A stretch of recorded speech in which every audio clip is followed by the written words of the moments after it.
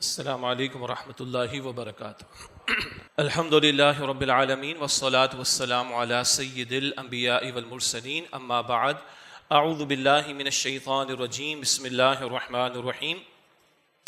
وَإِذْ قَالَ إِبْرَاهِيمُ رَبِّ اجْعَلْ هَذَا الْبَلَدَ آمِنًا وَاجْنُبْنِي وَبَنِيَّ أَن نَّعْبُدَ الْأَصْنَامَ رَبِّ إِنَّهُنَّ أَضْلَلْنَ كَثِيرًا مِّنَ النَّاسِ فَمَن تَبِعَنِي فَإِنَّهُ مِنِّي وَمَنْ عَصَانِي فَإِنَّكَ غَفُورٌ رَحِيمٌ رَبَّنَا إِنِّي أَسْكَنْتُ مِنْ ذُرِّيَّتِي بِوَادٍ غَيْرِ ذِي زَرْعٍ عِنْدَ بَيْتِكَ الْمُحَرَّمِ رَبَّنَا لِيُقِيمُوا الصَّلَاةَ فَاجْعَلْ أَفْئِدَةً مِّنَ النَّاسِ تَهْوِي إِلَيْهِمْ وَارْزُقْهُم مِّنَ الثَّمَرَاتِ لَعَلَّهُمْ يَشْكُرُونَ رَبَّنَا إِنَّكَ تَعْلَمُ مَا نُخْفِي وَمَا نُعْلِنُ وما يخفى على الله من شيء في الأرض ولا في السماء الحمد لله الذي وهب لي على الكبر إسماعيل وإسحاق إن ربي لسميع الدعاء رب اجعلني مقيم الصلاة ومن ذريتي ربنا وتقبل دعاء ربنا اغفر لي ولوالدي وللمؤمنين يوم يقوم الحساب صدق اللہ العظیم۔ اللہم صلی وسلم علی نبینا محمد رب اشرح لی صدری ویسر لی امری واحلل عقدۃ من لسانی یفقہوا قولی واجعل لی وزیرا من اہلی آمین یا رب العالمین۔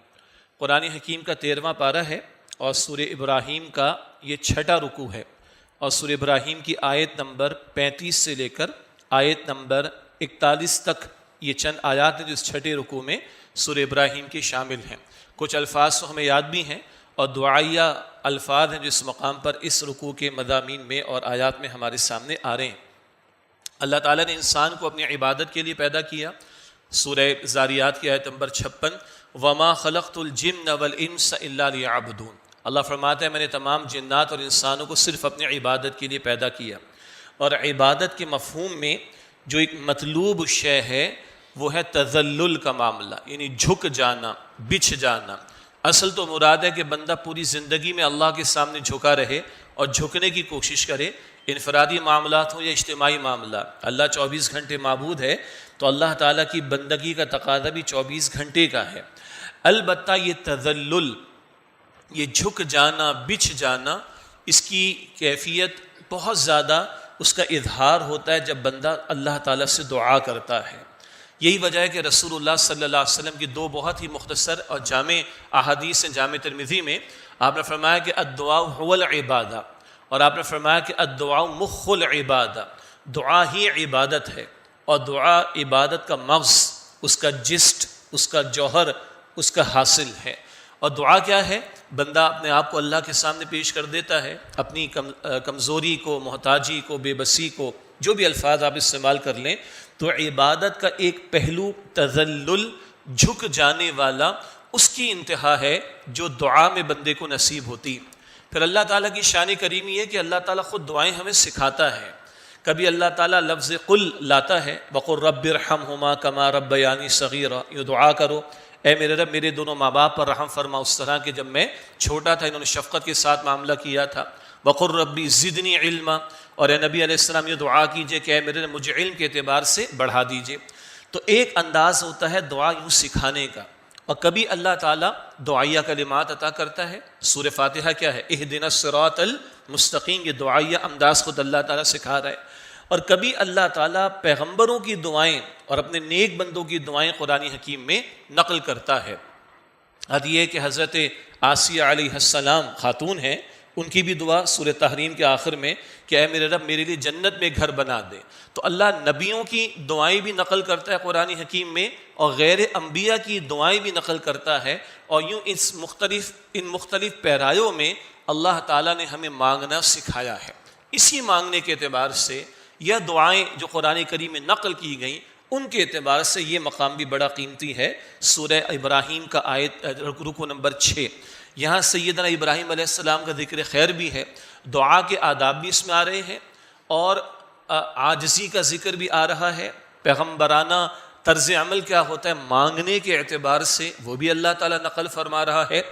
مادی نعمتوں کا ذکر بھی آ رہا ہے، اور روحانی نعمتیں مانگنے کا تذکرہ بھی آ رہا ہے۔ اسی طریقے پر مقصد زندگی بھی واضح ہو رہا ہے. اسی طرح اولاد کے بارے میں بندے کو فکر مند ہونا چاہیے، اس کا ذکر بھی آ رہا ہے. یہ ذکر بھی آ رہا ہے کہ اولاد کو اگر سیٹل کرنا ہو، اولاد کو اگر سیٹل کرنا ہو تو کن مقاصد کے لیے سیٹل کرنا چاہیے. اسی طرح امیگریشن یا مائیگریشن تو ہمارے سے بھی بہت ہو رہی ہے. ہاں، لوگوں کے معاشی مسائل بھی ہیں. ایک پچھلے چند مہینوں کے اندر 10 لاکھ بندہ پاکستان سے چلا گیا، لیکن یہ مائیگریشن تو عام طور پر ہوتی ہے اپنے ذرا مادی معاملات کے حوالے سے، دنیاوی معاملات کے حوالے سے، معاشی معاملات کے حوالے سے.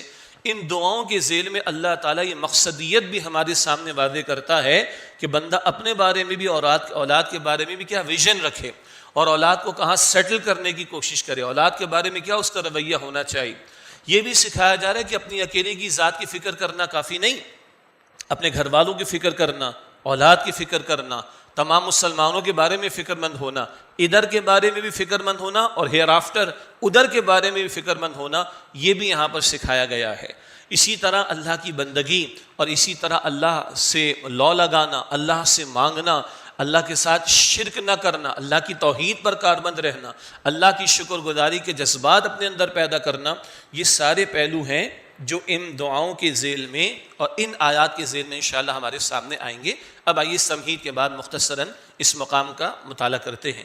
سورہ ابراہیم کی آیت نمبر 35 اللہ تعالیٰ ارشاد فرما رہا ہے وَإِذْ قَالَ إِبْرَاهِيمُ رَبِّ اجْعَلْ هَذَا الْبَلَدَ آمِنًا.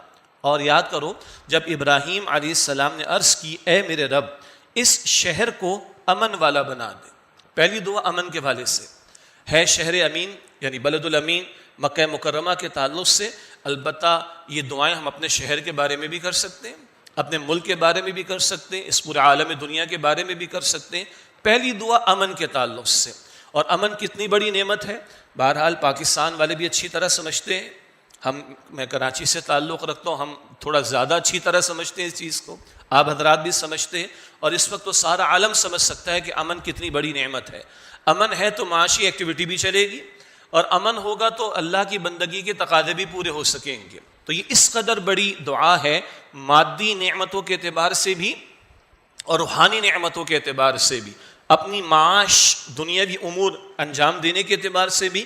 گو کہ جب یہ دنیاوی امور شریعت کی تعلیم کے مطابق ہو جائیں تو یہ دنیا کے امور نہیں رہتے، یہ دین کا حصہ بنتے ہیں اور آخرت کے اجر و ثواب کا باعث بنتے ہیں. تو یہ فرق کرنے کے اعتبار سے کہ اگر امن ہوگا تو دنیاوی معاشی ایکٹیویٹیز بھی ہو سکیں گی، اور امن ہوگا تو معاش سے بڑھ کر معاد یعنی آخرت کی بھی فکر و تیاری کر سکیں گے. پہلی دعا امن کے بارے میں. فرمایا آگے وَجْنُبْنِي وَبَنِيَّ أَن نَعْبُدَ الْأَصْنَامَ، اور اے میرے رب مجھے محفوظ رکھ اور میری اولاد کو اس بات سے کہ ہم بتوں کی پوجا کریں. اب ابراہیم علیہ السلام موحد اس معنی میں کہ اللہ 6 مرتبہ ان کو یہ سرٹیفیکیشن دیتا ہے قرآن حکیم میں وما کان من المشرکین، وہ مشرکین میں سے نہیں تھے. ان کی توحید کے عملی اظہار کا ذکر قرآن کریم کرتا ہے انی وجہت وجہی للذی فطر السماوات والارض وما انا من المشرکین، کہ میں نے تو اپنا رخ اس اللہ کی طرف یکسو ہو کر کر لیا، حنیفہ یکسو ہو کر جس نے زمین و آسمان کو بنایا. البتہ اس مقام پر کیونکہ مکی صورت ہے اور مکہ مکرمہ میں جو لوگ آباد تھے وہ اپنی نسبت ابراہیم علیہ السلام کی طرف کرتے تھے، مگر یہاں تو 360 بتوں کی گندگی رکھی ہوئی، بت پرستی کا رواج ہے. تو اللہ تعالیٰ ان کو یاد دہانی کرا رہا ہے تم ابراہیم علیہ السلام کی نسل میں ہونے کے دعوے دار ہو، تم ان سے نسبت رکھنے کے دعوے دار ہو، اور تم نے اللہ کے گھر کو بتوں کی گندگی سے بھرا ہوا. حالانکہ وہ تو توحید کی دعوت دینے والے بھی تھے اور اپنے بارے میں بھی فکر مند تھے. یہ ہے پیغمبرانہ اخلاق. معصوم ہوتے پیغمبر تو خطا سے پاک ہوتے ہیں، اللہ کی براہ راست نگرانی میں ہوتے، لیکن اے میرے رب مجھے محفوظ رکھ، یہ عاجزی ہے پیغمبر کی اور امت کے لیے تعلیم ہے. اور وہ جو مکہ مکرمہ میں آباد لوگ تھے ان کو بھی نسبت کیونکہ وہ رکھتے تھے ابراہیم علیہ السلام سے توجہ دلائی جا رہی. اور میری اولاد کو اس بات سے محفوظ رکھ کہ ہم بتوں کی پرستش کریں. اپنی فکر بھی ہے اور اپنی اولاد کی فکر بھی ہے. اور پیغمبر کی عاجزی کا بیان کیا ہے، اللہ تو مجھے محفوظ رکھ. پیغمبر معصوم ہوتے ہیں، ہاں اللہ کی براہ راست نگرانی میں ہوتے ہیں، مگر اس سب کے باوجود وہ رب کے سامنے اپنی عاجزی کا اظہار کرتے ہیں. رسول اللہ صلی اللہ علیہ وسلم کا ذکر پہلے بھی آیا ہے کئی مرتبہ کہ سلام پھیرتے نماز کا، حضور علیہ السلام فرض نماز کا تو کیا پڑھتے تھے؟ اللہ اکبر استغفر اللہ استغفر اللہ استغفر اللہ. یہ عاجزی ہے حضور کی. اول تو معصوم ہے، پھر استغفار کس بات پر؟ نہیں، اس بات پر کہ مالک تیرے حکم پر جھک تو گئے، اس جھکنے میں کمی رہ گئی ہو تو اس پر بھی استغفار ہے. ہمارا تو خیال ہے کہ گناہوں پر استغفار کرنا چاہیے نا. وہاں پہ محمد مصطفیٰ کی نماز کیا ہوگی صلی اللہ علیہ وسلم؟ اللہ اکبر استغفر اللہ استغفر اللہ استغفر اللہ. اور دعا کیا ہو رہی؟ اللہم اعنی علی ذکرک و شکرک و حسن عبادتک. اے اللہ میری مدد فرما اپنے ذکر کے لیے اور اپنے شکر کے لیے اور اپنے عمدہ عبادت کے لیے. تیری توفیق کے بغیر تیری بندگی ممکن نہیں. ایاک نعبد و ایاک نستعین. اللہ تیری عبادت، تیری استعانت، تیری توفیق کے بغیر ممکن نہیں ہے. یہ پیغمبرانہ اخلاق بھی اور ہماری تربیت کے امور بھی ان دعاؤں کی تعلیم کے نتیجے میں سامنے آ رہے ہیں. وَجُنُبْنِي وَبَنِيَّ أَن نَّعْبُدَ الْأَصْنَامَ. اور اے میرے رب مجھے محفوظ رکھ، دور رکھ، اور میری اولاد کو بھی اس بات سے کہ ہم بتوں کی پرستش کریں. رَبِّ إِنَّهُنَّ أَضْلَلْنَ كَثِيرًا مِنَ النَّاسِ. اے میرے رب انہوں نے ان میں سے بہت سے لوگوں کو گمراہ کر ڈالا. کنہوں نے؟ ظاہری اعتبار سے یہ بت ہیں. ظاہری ذریعہ تو یہ بنے نا، ظاہری سبب، اس بات کی طرف اشارہ. رب انہن اضللن کثیرا من الناس. اے میرے رب بے شک انہوں نے ان لوگوں میں سے بہت سے کو گمراہ کر ڈالا. یہ ظاہری سبب کی طرف اشارہ ہے. ورنہ قرآن کریم کہتا ہے اما شاکر و اما کفورا. اللہ کہتا ہے ہدایت کا راستہ ہم نے واضح کر دیا سورہ دہر کے شروع میں. اب جو چاہے شکر گزاری کی روش اختیار کرے، جو چاہے ناشکری کرے. یہ تو اللہ نے امتحان میں بندے کو ڈالا، دونوں آپشنز دیے، چاہے شکر کی طرف جائے چاہے وہ کفر کی طرف. البتہ یہاں ظاہری سبب جو بت بنے ان کی طرف اشارہ. اگلی بات فَمَن تَبِعَنِي فَإِنَّهُ مِنِّي. پس جس نے میری اتباع کی بے شک وہ مجھ سے ہے. ان مشرکین مکہ کو کیا سمجھایا جا رہا ہے؟ تم دعوے دار ہو نسبت کے ابراہیم علیہ السلام سے، اولاد ہونے کا دعویٰ ہے، نسبت ہونے کا دعویٰ، حرکتیں تمہاری دیکھو. اور وہ کیا بتا گئے ہیں؟ فَمَن تَبِعَنِي فَإِنَّهُ مِنِّي. پس جس سے میری اتباع کی، میری پیروی کی، بے شک وہ مجھ سے ہے. معلوم ہوا کہ کسی سے نسبت اور تعلق کا دعویٰ اس کی پسند ناپسند کے خیال رکھنے سے متعلق بھی ہے، اور کسی سے نسبت اور تعلق کا دعویٰ اس کی بات کو ماننے سے مشروط اور کنڈیشنل ہے. قرآن حکیم میں اللہ تعالیٰ نے اپنی محبت کے دعوے کو بھی نبی صلی اللہ علیہ وسلم کی اتباع سے مشروط اور کنڈیشنل فرمایا. سورہ آل عمران کی آیت نمبر 31 میں ہے قُلْ إِن كُنْتُمْ تُحِبُّونَ اللَّهَ فَاتَّبِعُونِي. اے نبی صلی اللہ علیہ وسلم فرما دیجئے لوگوں اگر اللہ سے محبت کا دعویٰ ہے تو میری اتباع کرو. اللہ اپنی محبت کے دعوے کے ثبوت کے لیے ہم سے اتباع رسول کا تقاضا کرتا ہے صلی اللہ علیہ وسلم. باقی کلام ہوتا رہا ہے ماضی میں خطبات جمعہ میں. اتباع حضور علیہ السلام کی زندگی کی ایک ایک ادا میں ہے. اتباع عبادات اور معاملات اور اخلاقیات میں بھی ہونی چاہیے، اور اتباع گھریلو معاملات میں بھی ہونی چاہیے، اور اتباع معاشی اور معاشرتی دیگر معاملات میں بھی ہونی چاہیے، اور اتباع 23 برس کی محنت، دعوت دین کی 23 برس کی سنت، اقامت دین کی جد و جہد کی 23 برس کی سنت، اور رب کی زمین پر رب کے نظام کو بالفعل قائم کرنے کی جد و جہد والے پہلو کے اعتبار سے بھی اتباع رسول اللہ کی ہونی چاہیے صلی اللہ علیہ وسلم. یہ تفصیلات تو آتی رہیں. یہاں نقطہ کیا ہے؟ فَمَن تَبِعَنِي فَإِنَّهُ مِنِّي. پس جس نے میری اتباع کی بے شک وہ مجھ سے ہوگا. یہی بات اللہ کے رسول نے فرمائی صلی اللہ علیہ وسلم. جامع ترمذی میں روایت ہے من احب سنتی فقد احبنی ومن احبنی کان معی فی الجنہ. جس نے میری سنت سے محبت کی، یہ اہم نقطہ، میری سنت، میرے طریقے، میرے راستے سے محبت کی، بے شک اس نے مجھ سے محبت کی. ومن احبنی کان معی فی الجنہ. اور جس نے مجھ سے محبت کی وہ میرے ساتھ جنت میں ہوگا. اب ہمیں کتنا شوق ہے کہ ہم جنت میں حضور کے ساتھ ہوں. صحابہ تو پریشان ہوتے تھے اس پر، بلکہ اگر آج کی اصطلاح استعمال کریں نا، بڑی ٹینشن ہمیں ہوتی ہے، فرسٹریشن ہوتی ہے، پتہ نہیں کیا کچھ، ہائپر ٹینشن بھی ہوتی. صحابہ کو پریشانی کیا تھی؟ حضرت ثوبان رضی اللہ تعالیٰ عنہ کا واقعہ ہے. اللہ کے رسول علیہ السلام نے کچھ غمزدہ کیفیت میں ان کو دیکھا تو فرمایا کیوں تمہاری کیفیت کیوں ہے؟ تو اللہ کے رسول کے سامنے عرض کرتے یا رسول اللہ یہ بات رلاتی ہے، پتہ نہیں جنت ملے گی یا نہیں. ہم تو گویا کہ شاید بورڈنگ پاس لے کر بیٹھے ہوئے نا جیب میں، کتنا ہمیں فکر ہے کہ ہم جنت میں ہوں گے کہ نہیں. صحابہ روتے ہیں اس بات پر. تو اللہ کے پیغمبر یہ بات رلاتی ہے، پتہ نہیں جنت ملے گی یا نہیں. اور اگر اللہ نے فضل فرمایا، اس کی رحمت کے بغیر تو جنت نہیں ہے نا. اور اگر اللہ نے فضل فرمایا تو اگلی بات یہ رلاتی ہے، پتہ نہیں آپ کہاں مقام بلند پر ہوں گے، مقام محمود، اور ہم پتہ نہیں کہاں ہوں گے، تو پتہ نہیں وہاں دیدار ملے گا کہ نہیں ملے گا. یہ ہے صحابہ کی پریشانی. اس پر وہ اللہ کی طرف سے آیت کریمہ کا نزول جو انعام یافتہ لوگوں کا بیان سورہ نساء آیت نمبر 69 میں آتا ہے. من یطع اللہ والرسول، جو اللہ کی اطاعت کرے، رسول علیہ السلام کی اطاعت کرے، فاولئک الذین انعم اللہ علیہم من النبیین والصدیقین والشہداء والصالحین. یہ وہ لوگ ہیں جن پر اللہ نے انعام فرمایا، انبیاء ہیں، صدیقین ہیں، شہداء اور صالحین. وحسن اولئک رفیقا، اور کیا یہ عمدہ رفقا ہیں جو اللہ کسی کو عطا فرمائے گا. صحابہ کہتے ہیں اس آیت کے نزول پر جتنی خوشی ہوئی ہمیں اس سے پہلے نہ ہوئی کہ کل بھی حضور کا ساتھ، حضور کی صحبت اور حضور کا دیدار میسر آئے گا. شرط کیا آ رہی ہے؟ اللہ اور اس کے رسول کی اطاعت کا معاملہ. اور اللہ اور اس کے رسول کی اطاعت کا تقاضا رمضان سے منسلک نہیں ہے، فقط جمعے کی 2 رکعت سے منسلک نہیں، صرف 5 وقتہ نماز سے منسلک نہیں، یہ ہول پیکج ہے. جیسے قرآن کہتا ہے سورۃ البقرہ آیت نمبر 208، ادخلوا فی السلم کافہ، اسلام میں پورے کے پورے داخل ہو جاؤ. تو اللہ اور اس کے رسول کی اطاعت بھی 24 گھنٹے کا تقاضا، انفرادی سے لے کے اجتماعی معاملات تک. اور اللہ کے رسول علیہ السلام کی اتباع کا تقاضا بھی زندگی کی تمام گوشوں میں. نبی علیہ السلام کی کوئی ادا غیر اہم نہیں، ہر ادا قیمتی ہے. البتہ یہ دیکھنے کی ضرورت ہے کہ 23 برس کی محنت کیا ہے، رخ زندگی کیا ہے. مسواک کرنی بالکل کرنی چاہیے، کبھی احد کے میدان میں جا کر بھی مسواک کرنا پڑے گی نا. خوشبو لگائیں، بہترین لگائیں، کوئی حرج کی بات نہیں ہے، مسنون سمجھ کر لگائیں، ٹھیک ہے، مگر کبھی طائف کی گلیوں میں بھی شاید خوشبو لگانا پڑ جائے گی. یہ ہول پیکج لینا چاہیے نا، آل انکلوسیو پیکج ہے نا، بٹ اینڈ پیسز میں تو نہیں. یہ پک اینڈ چوز والا تو معاملہ ہول پیکج ہے نا. اللہ تعالی ہمیں توفیق عطا فرمائے. بہرحال فمن تبعنی فانہ منی، بس جس نے میری اتباع کی، میری پیروی کی، بے شک وہ تو مجھ سے ہوگا. ابراہیم علیہ السلام عرض کر رہے ہیں. اگلا پیغمبر ہمیں سکھا رہے ہیں اللہ سے مانگتے کیسے ہیں، اللہ کو مناتے کیسے ہیں، اللہ کے سامنے لجاجت کے ساتھ اپنا مقدمہ رکھتے کیسے ہیں. ومن عصانی، اور جس نے میری نافرمانی کی، فإنک غفور رحیم، تو بے شک اللہ تو بہت بخشنے والا ہے، نہایت رحم فرمانے والا ہے. یہ بھی تو کہا جا سکتا ہے اللہ جس سے میری نافرمانی کی تو اس کو عذاب دے دے، تو اس کو جہنم میں ڈال دے. اچھا اللہ خود کہتا ہے، سبحان اللہ. سورہ نساء کی آیت نمبر 11 اور 12 میں وراثت کے احکامات آئے نا، اولاد کا حصہ، ماں باپ کا حصہ، زوجین بیوی شوہر کا حصہ.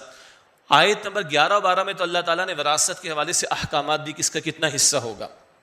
آیت 13 میں فرمایا کہ جو اللہ اور اللہ کے رسول کی اطاعت کرے اس کے لیے جنت، اور آیت 14 میں فرمایا کہ جو اللہ اور اس کے رسول کی مخالفت بلکہ معصیت کرے، نافرمانی کرے، اس کے لیے جہنم. یہ وراثت کے احکامات بڑے اہم ہیں. ظہر کی 4 رکعتوں کی تعداد قرآن نہیں بتاتا، وہ سنت رسول نے بتائی، مگر وراثت کا ایک ایک جز، کس کا کتنا کتنا حصہ ہوگا، قرآن بتاتا ہے. اتنا اہم معاملہ ہے. بہرحال اس کی فرمانبرداری، ان احکامات کی فرمانبرداری پر جنت، اور ان کی معصیت، ان احکام کی نافرمانی پر جہنم. تو ابراہیم علیہ السلام کہہ سکتے تھے اللہ جو تیری نافرمانی کرے تو اس کو جہنم میں ڈال دے، نہ. شفاعت کا ایک لطیف انداز ہے اس مقام پر، اور یہ ابو الانبیاء ابراہیم علیہ السلام بھی سکھاتے ہیں. اور یہ روح اللہ عیسیٰ علیہ السلام کا ایک انداز قیامت کے دن ہوگا، اور یہ انداز امام الانبیاء محمد مصطفیٰ نے زمین پر بھی اختیار کیا ہے. میں عرض کروں گا ابھی آگے صلی اللہ علیہ وسلم کیا عرض کر رہے ہیں. ومن عصانی، اور جس نے میری نافرمانی کی، فإنک غفور رحیم، بے شک اللہ تو غفور ہے، تو بخش دینے والا، تو رحیم ہے، نہایت رحم فرمانے والا ہے. یہ ہے بڑا لطیف پیرائے میں اللہ کے سامنے اپنا مقدمہ رکھنے کا معاملہ. اب یہ بات عیسیٰ علیہ السلام اللہ کے سامنے رکھیں گے قیامت کے دن. سورۃ المائدہ کے آخری 2 رکوعوں میں عیسیٰ علیہ السلام کا تذکرہ اور ان کا ایک مکالمہ جو اللہ تعالیٰ سے قیامت کے دن ہوگا. سورۃ المائدہ کے بالکل آخر میں بات آئی ہے، وہ عرض کریں گے ان تعذبہم فإنہم عبادک، اللہ کا تو ان کو عذاب دے، تیرے بندے، اور تو مالک ہے تو جو چاہے سو کرے. مالک جو چاہے کر سکتا ہے، بندوں کا اختیار نہیں. ان تعذبہم فإنہم عبادک، اللہ کا تو ان کو عذاب دے، بے شک یہ تیرے بندے ہیں. وإن تغفر لہم، اور تو ان کو اگر بخش دے، فإنک انت العزیز الحکیم، تو اللہ تو عزیز ہے، تیرا پورا اختیار ہے، تیرے اختیار کو کوئی چیلنج نہیں کر سکتا، ٹال نہیں سکتا. اور تو حکیم ہے، تیرا کوئی فیصلہ حکمت سے خالی نہیں ہوتا. اے اللہ کہ تو سب کو معاف کرنے کا فیصلہ کر لے تو تیرا پورا اختیار بھی ہے، اور تو سب کو معاف کرنے کا فیصلہ فرما دے تو تیرا یہ فیصلہ حکمت سے خالی نہیں ہوگا. پیغمبر ہمیں مانگنا سکھا رہے ہیں.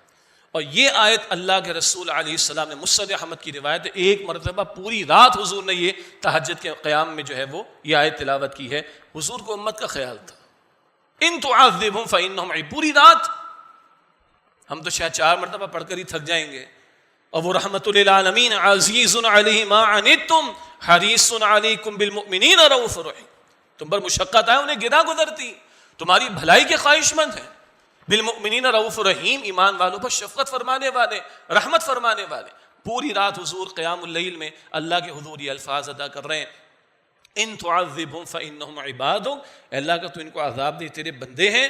وان تغفر لہم فانک انت العزیز الحکیم، اور اللہ کا تو ان کو بخش دے تو تیرا پورا اختیار ہے اور تو حکیم ہے. تیرا یہ فیصلہ بھی حکمت بھرا ہوگا، تیرا فیصلہ کوئی حکمت سے خالی نہیں ہو سکتا.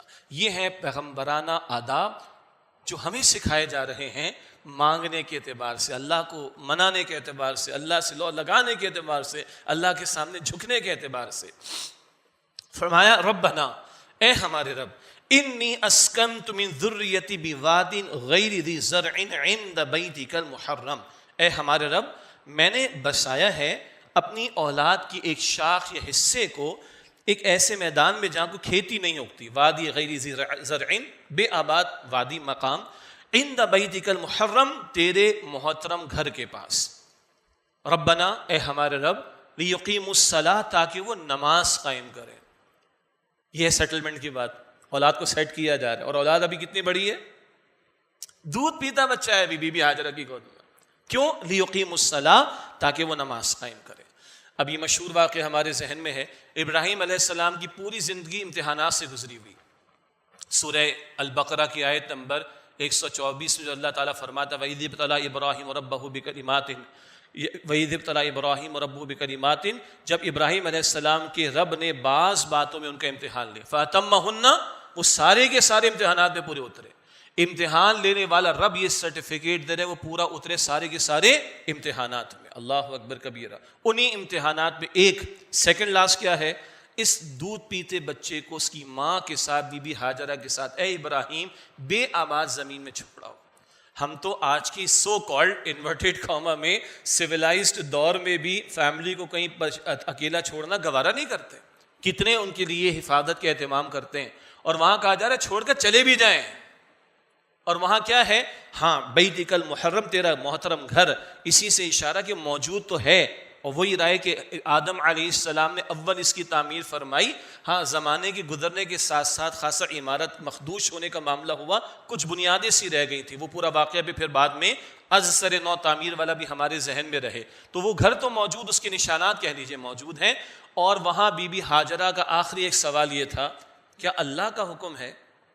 تو ابراہیم علیہ السلام فرماتے ہیں اللہ کا حکم ہے تو آپ چلے جائیں. پھر اللہ ضائع نہیں کرے گا ہمیں. کتنی آسانی سے جملہ میں نے دہرا دیا. ذرا ایک ماں کی سطح پر سوچیں، وہ ماں کہ جس کی گود میں دودھ پیتا بچہ موجود ہے، اور انوائرمنٹ کیا ہے؟ کچھ اگتا ہی نہیں، کچھ بھی نہیں وہاں پر. اور وہ اللہ کی بندی کہتی کہ آپ چلے جائیں، اللہ ضائع نہیں کرے گا. یوں تو نہیں ابراہیم علیہ السلام اور ان کے گھرانے کے معاملات کو اور ان کے نشانات کو اور ان کے طور طریقوں کو اور ان کے اعمال کو اللہ تعالیٰ نے قیامت تک کے لیے محفوظ کر دیا. آپ چلے جائیں، اللہ ضائع نہیں کرے گا ہمیں. یہ تو ہوا اللہ پر توکل. آگے ہے اپنی سی سعی. وہ سعی آج تو صفا مروہ کے درمیان جو ہو رہی ہے، اللہ ہم سب کو توفیق عطا فرمائے. مگر وہ سعی جو بی بی ہاجرہ کی تھی وہ کیا تھی؟ اب بہرحال بچے کے لیے غذا کا اہتمام تو تب ہوگا جب ماں کے بطن میں کچھ جائے گا، ماں کے وجود میں کچھ جائے تو بچے کی غذا کا اہتمام ہو. تو کبھی صفا وہ دیکھنے کو قافلہ گزر رہا ہو، کچھ کھانے پینے کا انتظام ہو جائے، پھر بچے کی طرف آتی، پھر مروہ کی طرف. یہ صفا اور مروہ کے درمیان یہ سعی، یہ اللہ کو اتنی پسند آئی کہ اللہ نے حج اور عمرے کا اس کا لازمی حصہ بنا کر قیامت تک کے لیے جاری کر دیا. پھر کیا ہوا؟ توکل اللہ پر آپ جائیے، اللہ ضائع نہیں کرے گا. اور اپنی سی کوشش کرنی ہے، محنت سے فرار نہیں. توکل اللہ پر کوشش اپنی سی. اللہ نے معجزہ عطا فرما دیا، زمزم جاری کر دیا اللہ تعالیٰ نے قیامت تک کے لیے. یہ ہے جو پیغام ہمارے سامنے آ رہا ہے. اللہ کی خاطر تو اپنے گھر بار کو بھی چھوڑ دینا، گھر والوں کو بھی چھوڑ دینا، اور ان کو قربان تک کر دینے. وہ آخری امتحان، اپنے ہاتھ سے ذبح کرو اپنے بیٹے کو. اللہ اکبر. وہ انتہا ہے، وہ عید الاضحیٰ کے موقع پر بات ہو جائے گی انشاءاللہ تعالی. بہرحال اے میرے رب، میں نے اپنی اولاد کا ایک حصہ یہ بے آباد زمین میں تیرے محترم گھر کے پاس آباد کیا ہے. کس لیے؟ ربنا اے ہمارے رب، لیقیموا الصلاۃ تاکہ وہ نماز قائم کریں، نماز قائم کریں، نماز قائم کریں. اللہ کی یاد، اللہ سے رو لگانا، اللہ کو راضی کرنا، یہ بنیادی معاملہ ہے. بقیہ چیزیں اس کے تابع ہیں، بقیہ چیزیں اس کے تابع ہیں. بقیہ معاملات میں تو کمی ہو سکتی ہے، مگر رب کو راضی کرنے کے جو مطالبات و تقاضے ان میں کمی نہیں ہو سکتی. اب فوراً ذہن میں آتا ہے کہ کمائے بھی نہ، کس نے منع کیا ہے؟ اول تو ہم چھوڑتے بھی نہیں ہیں، لیکن منع کس نے کیا؟ کسی نے منع کیا آج تک؟ لیکن اتنا تو یاد رکھیں کہ کمانے میں حلال حرام کی تمیز تو رکھیں گے نا. اور کمانا تو فرض ہے، بالکل صحیح بات ہے. اسٹیٹ بینک آف پاکستان کے نوٹ کا تو سائز بھی چھوٹا ہو گیا. پہلے وہ فرنٹ پر بابا قوم کی تصویر کے ساتھ اچھا جملہ لکھا ہوتا تھا، حصول رزق حلال عین عبادت ہے. اب شاید اس کی اہمیت کم ہو گئی، سائز بھی چھوٹا ہو گیا نوٹ کا، اور یہ عبادت بھی پیچھے چلی گئی، اور وہ بھی سرکل کے اندر. یا تو نوٹ کو گھمانا پڑے گا، خود گھومنا پڑے گا، اہمیت کم ہو گئی نا. مگر پوری حدیث بیان ہونی چاہیے نا. کسب الحلالی فریدۃ بعد الفرائض، رزق حلال کمانے کی کوشش کرنا فرض ہے بعد الفرائض، دیگر فرائض کے بعد. کیا مطلب ہے؟ ایک ہی فرض ادا کرنے کمانے کا، اسی میں اپنے آپ کو کھپا دیا. نہ نماز کا اہتمام، نہ زکوٰۃ کا اہتمام جس پر لاگو ہوتی، نہ دعوت دین کے فریضے کو ادا کرنا، نہ اقامت دین کی جد و جہد کرنا، نہ امت والے فریضے کو انجام دینا. بھائی ہم حلال کما رہے ہیں، وہ حلال کمانا ایک فرض ہے بھائی، دیگر فرائض کے، یہ حدیث پوری یاد کریں، دیگر فرائض کے ساتھ بھی نہیں کہا، بعد الفرائض، دیگر فرائض کے بعد. تو اس کمائی والے میں تو کبھی کمپرومائز ہو جائے تو کر لیں، دیگر فرائض میں کمپرومائز نہیں کرنا ہے. ہمارا الٹا معاملہ ہے، دیگر میں کمی ہوتی ہے تو ہوتی رہے، اس میں کمی کا معاملہ کرنے کو کبھی تیار نہیں ہوتے. بس اس ترتیب کو درست کرنے کی ضرورت ہے. آگے فرما رہے ہیں فَجْعَلْ أَفْئِدَةً مِّنَ النَّاسِ تَهْوِي إِلَيْهِمْ، بس اللہ تو لوگوں میں سے ایک ترجمہ، بعضوں کے دل ایسے کر دے کہ ان کی طرف مائل ہوں. یہ جو من یہاں پر آیا، عربی گرامر سے کافی ساتھی واقف ہیں، یہ تبعیدیہ کے لیے آیا ہے. ایک رائے کے مطابق اللہ کچھ لوگوں کے، وہ کچھ آج کل تو لاکھوں ہیں، لیکن اگر سارے انسان مائل ہو جائیں، اللہ علی کل شیء قدیر ہے، مگر ہم لوگوں کے لیے پریکٹیکلی ایڈمنسٹریٹولی بڑا مسئلہ ہو جاتا. تو من، یہ گرامر کی اہمیت ہے یہاں پر، کچھ کے، وہ کچھ لاکھوں ہوں گے ایک وقت میں، لیکن کچھ کے دل مائل کر دے اللہ ان کی طرف، تہوی الیہم. اور ان سے مراد کیا ہے؟ اس فیملی کو اللہ آباد کر رہا ہوں تاکہ یہ گھر تیرا آباد ہو، یہاں تیرا ذکر ہو، تیرا نام لیا جائے، اور دنیا جہاں سے لوگ یہاں پر آئیں. اور مزید وَرْزُقْهُم مِّنَ الثَّمَرَاتِ، انہیں پھلوں میں سے رزق عطا فرما. پہلے روحانی نعمت کا ذکر آ رہا ہے، اب مادی نعمت کا ذکر آ رہا ہے، کوئی حرج کی بات نہیں ہے. وَرَزُقْهُم مِّنَ الثَّمَرَاتِ، اور انہیں رزق میں، انہیں پھلوں میں سے رزق عطا فرما. ثمرات پھلوں کے لیے بھی آتا ہے، کھانے پینے کی چیزوں کے لیے بھی آتا ہے، اور پیداوار کے لیے بھی آتا ہے، اور محنتوں کے نتائج کے لیے بھی. یہاں پر مادی اعتبار سے جو کھانے پینے کی چیزیں ان کی طرف اشارہ، لعلہم یشکرون، تاکہ وہ شکر ادا کریں. اور اشارہ کیا ہو رہا ہے؟ آج بھی وہ پہاڑ ہیں مکہ مکرمہ کے، وہ تو موجود ہیں، انٹیکٹ ہیں اپنی جگہ پر، لیکن بہرحال کچھ اگتا آج بھی نہیں ہے. لیکن اللہ تعالیٰ نے کون سی نعمت ایسی نہیں کہ جو وہاں پر مادی اعتبار سے بھی فراہم نہ کی ہو. جو لوگ کارپوریٹ سیکٹر میں ہیں اور مارکیٹنگ وغیرہ کو دیکھتے ہیں، وہ کوکو کولا والوں کی ذرا پچھلے 5 سال کی رپورٹس کو اٹھائیے گا. ان کا بھی ایک سی او پریشان ہو گیا تھا کہ ایک سرٹن پوائنٹ پر آ کر ان کی سیل اس مڈ ایسٹ کے اندر ایک پوائنٹ کے اوپر بہت ہی اوپر گئی اور پھر ایک دم سے نیچے آ گئی. تو جب اس کو چیک کروایا تو پتہ چلا کہ یہ مسلمانوں کو کوئی حج کا سیزن آ رہا ہوتا ہے، اور اس دوران بھی اتنا پیک پر جاتا ہے. اب یہ میں کوئی کوک والوں کی مارکیٹنگ نہیں کرنا چاہ رہا آپ کے سامنے، جو لوگ یہ ذہن رکھتے ہیں وہ اسٹڈی کریں گے تو اور بھی پروڈکٹس وغیرہ کو آپ دیکھیں، یہ تو مادی ہو گیا، دنیا کما رہی ہے اس سے. لیکن اس مقام کے اعتبار سے وہ ابراہیم علیہ السلام کی دعاؤں کا نتیجہ کہ اللہ تعالیٰ نے کیا کیا نعمتیں وہاں پر عطا نہیں کی. لیکن پھر نعمت کے بعد کیا آ رہا ہے؟ لعلہم یشکرون، تاکہ شکر ادا کرے. نماز کا ذکر آ رہا ہے، رب کو پکارنے کا ذکر آ رہا ہے، نعمت استعمال کرو تو اللہ کا شکر بھی ادا کرو. ہمیں تو کتنی مرتبہ کھانے کے آخر میں یاد آتا ہے کہ شروع میں، غلط بات ہے نا. اچھا آگے سے ہمارے پاس جواب بھی، ہاں وہ اللہ کے رسول نے سکھایا بسم اللہ اولہ وآخر، وہ کبھی کے لیے نا، اگر بھول جاؤ تو درمیان میں پڑھ لو. اور بعض مرتبہ تو کھا کے ہضم بھی ہو چکا، اس کے بعد یاد آ رہا ہوتا ہے. آفس جا رہے تو یاد آتا ہے کہ بیت الخلاء سے بھی باہر آئے تھے, اللہ نے حاجت کو دور کر دیا, حاجت کو پورا کر دیا, تکلیف کو رفع کر دیا, لباس بھی پہن لیا تھا, دسیوں نعمتیں بھی استعمال کر لی تھیں. اب شاید گاڑی ڈرائیو کرتے ہوئے یاد آ رہا ہے کہ اتنی ساری دعائیں میں نے ادا کرنی تھی. اللہ تعالیٰ اپنے شکر گزار بندوں میں ہمیں شامل فرمائے. آگے عرض کرتے ہیں, ربنا, اے ہمارے رب, انک تعلم ما نخفی وما نعلن, بے شک تو جانتا ہے جو ہم پوشیدہ رکھتے ہیں اور جو ہم ظاہر کرتے ہیں. یہ عموم کے اعتبار سے بھی ہے, اور پیغمبر ہمیں سمجھا رہے ہیں. پیغمبر تو معصوم اور اللہ کی براہ راست نگرانی میں, مگر ہمیں سمجھایا جا رہا ہے تم بندوں سے پوشیدہ رہ سکتے ہو, اللہ سے پوشیدہ نہیں رہ سکتے. آج سارا گڑبڑ کا مسئلہ یہی ہے. خیال ہے کہ ہم بچ جائیں گے, چھپ جائیں گے. نہ, اللہ سے نہیں بچ سکتے, اللہ سے نہیں چھپ سکتے. ہم ایک دوسرے کو بے وقوف بنا سکتے, بنا رہے لوگ, دھوکہ دے سکتے ہیں, خوب دے رہے ہیں, فراڈ کر سکتے, کر سکتے ہیں, لیکن اللہ کے ساتھ تو نہیں چلے گا معاملہ. ربنا انک تعلم ما نخفی وما نعلن, اے ہمارے بے شک تو جانتا ہے جو ہم پوشیدہ رکھتے, جو ہم ظاہر کرتے ہیں. اچھا, بیوی اور اولاد کو چھوڑے جا رہے ہیں نا, تو ایک فطری محبت بھی ہے کہ نہیں؟ اللہ کے پیغمبر علیہ السلام کے صاحبزادے جناب ابراہیم کا انتقال ہوا تو حضور کی آنکھ میں آنسو تھے کہ نہیں؟ یہ اظہار ہے نا, باپ کی شفقت کا بھی تو اظہار ہے, بیٹے کی محبت کا بھی تو اظہار ہے کہ ہاں آنکھ آنسو بہاتی ہے اور دل غمگین بھی ہے, اور بیٹا تیری جدائی پر ہمیں افسوس بھی ہے, مگر توازن دیکھیں, زبان پر وہ ہوگا جس سے اللہ راضی ہو جائے. تو شکوہ نہیں کر رہے, لیکن دل کے جذبات تو اللہ جانتا ہے نا. بیوی کو چھوڑ کر جانا آسان کام ہے؟ ایسے ماحول میں, ایسی کیفیت میں, دودھ پیتے بچے کو چھوڑ جانا. ہمارے تو 3 دن کے لیے گھر سے باہر نکلے تو جان نکل جاتی ہے, اور 100 مرتبہ تو شاید واٹس ایپ دیکھ رہے ہوتے گھر والے ٹھیک ہے کہ نہیں, کیا خیال ہے جی. ادھر کیا ہے, اندر جذبات تو ہیں, تو اس کی طرف بھی مفسرین نے لکھا کہ اشارہ کہ مالک جدائی تو ہے, تو جانتا ہے, لیکن تو اسباب پیدا کرے گا تو بہتری فرمائے گا, تو کفالت کرے گا تو حفاظت فرمائے گا. اس پہلو کو بھی دیکھ لیں. اور عموم کے اعتبار سے کیا ہے, ہمارے اندر کیا ہے, ہمارے باہر کیا ہے, ہمارا پوشیدہ کیا ہے, ہمارا ظاہر کیا ہے, سب اللہ کے سامنے ظاہر ہی ظاہر ہے. اللہ کے لیے کوئی شے پوشیدہ نہیں. یہ جو ہم الفاظ پڑھتے ہیں قرآن کریم, عالم الغیب والشہادہ, اللہ غیب و ظاہر کا جاننے والا ہے. وہ غیب و ظاہر کی تقسیم ہمارے اعتبار سے ہے. اللہ تعالیٰ کے لیے کوئی شے غیب یا پوشیدہ کا معاملہ نہیں ہے. ربنا انک تعلم ما نخفی وما نعلن, اے ہمارے رب بے شک تو جانتا ہے جو ہم پوشیدہ رکھتے ہیں, جو ہم ظاہر کرتے ہیں. وما یخفی علی اللہ من شیء فی الارض ولا فی السماء, اور اللہ سبحانہ وتعالیٰ سے کوئی شے پوشیدہ نہیں, نہ زمین میں اور نہ آسمان میں. الحمدللہ الذی وہب لی علی الکبر اسماعیل و اسحاق, تمام شکر تعریف اللہ کے لیے ہے جس نے مجھے اس بڑھاپے میں عطا کیے اسماعیل اور اسحاق علیہم السلام. 87 برس کے ہوئے ابراہیم علیہ السلام کو مبیش, تب برسوں کی دعاؤں کے بعد اسماعیل علیہ السلام عطا ہوئے. وہ بھی پیغمبر ہمیں سکھاتے ہیں اللہ سے اولاد کیسی مانگنی چاہیے. ربی حبلی من الصالحین, اللہ مجھے صالحین میں سے اولاد عطا فرما. زکریا علیہ السلام, ربی حبلی من لدنک ذریۃ طیبہ, اللہ پاکیزہ اولاد عطا فرما. ہمارے مولوی صاحب سے, امام صاحب سے ذرا دعا فرما دے اولاد نرینہ اللہ عطا فرما دے, یعنی بیٹے عطا فرما دے. کیوں بھائی, بیٹیاں پسند نہیں ہیں کیا ہمیں؟ اور محمد مصطفیٰ علیہ السلام کو تو 3 بیٹے دے کر چھوٹی عمر میں اللہ نے لے لیے تھے, ان کی تو بیٹیاں جوان ہوئی ہیں.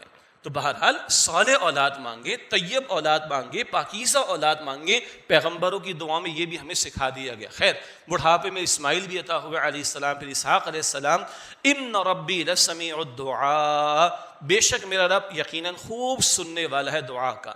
اللہ تعالیٰ دعا مانگنے کو بھی فرماتا ہے, اور یہ بھی آداب سکھا رہے دعا کرو بھی, اور دعا کی قبولیت کا یقین بھی رکھو, اور دعا کی قبولیت کا بھی اللہ کے سامنے معاملہ رکھو کہ ربنا تقبل منا والی بات.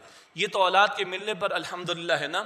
ضمناً ایک بات ہے, ممکن ہے بعض ساتھیوں کے ساتھ کبھی آزمائش کے معاملات رہے ہوں, اللہ اولاد دے کر واپس لے لیتا ہے.